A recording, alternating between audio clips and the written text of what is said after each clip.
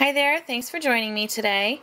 In this video I'm going to show you one of my current favorite techniques. It is called Faux Letterpress, and you use an embossing folder to create the look of a letterpress card. I'm using today the new Chevrons Textured Impressions folder from Stampin' Up. I am absolutely in love with chevrons right now. They are very popular right at the moment, but I think that they're really cool, and it's a great and really versatile look. You also need an ink pad, and I'm using Baja Breeze today, and a piece of cardstock, or depending upon the look you're going for, you could certainly do this on pattern paper. I am just using Whisper White cardstock today. This is 4 1/4 by 5 1/2, so it is the full size of a card front. You can always do this technique and trim your cardstock down later on.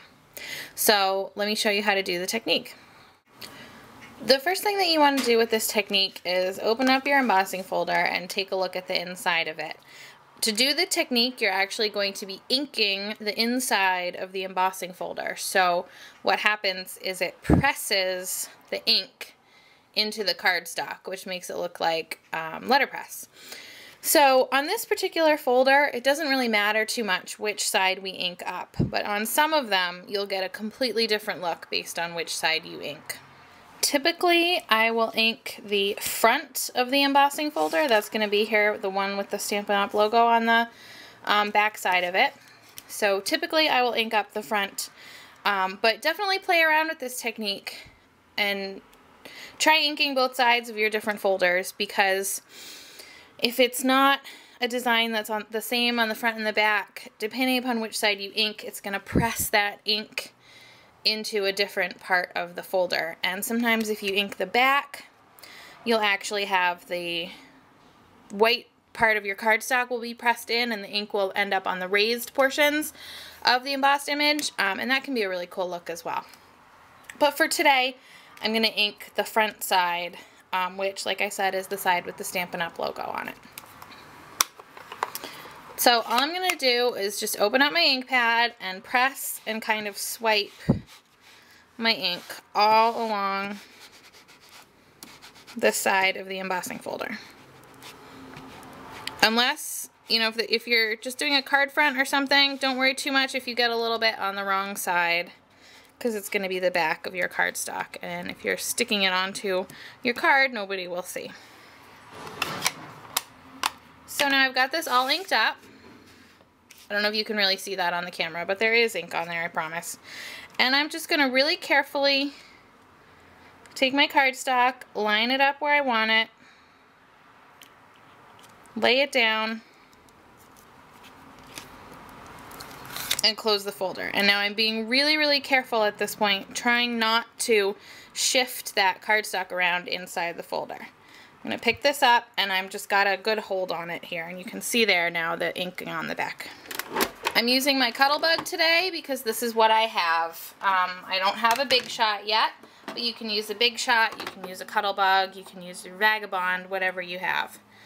I am very carefully, so I'm still holding on to this tight, very carefully laying it down, trying not to shift that cardstock.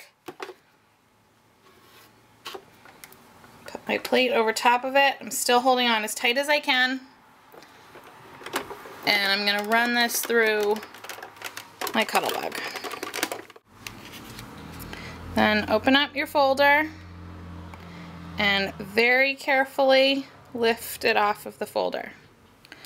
I don't know how well you can see it on the camera, but you can tell in real life the ink is actually pushed into the indented portion of the embossing folder, and it's a really cool look in real life.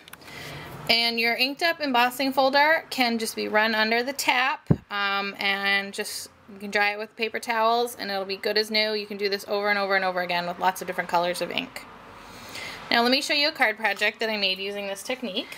This is a card that I made featuring a lot of new Stampin' Up products from the new catalog. You can see here's the Faux Letterpress technique, and then I used the stamp set is called Flock Together, and I colored that using some of the new in color inks. And this pattern paper here is from the Patio Party designer paper suite. So thanks for joining me today. I hope that you enjoyed this technique and that you'll give it a try on your projects. If you have any questions, feel free to let me know. And I hope to catch you next time with my next video tutorial. Have a great day. Bye-bye.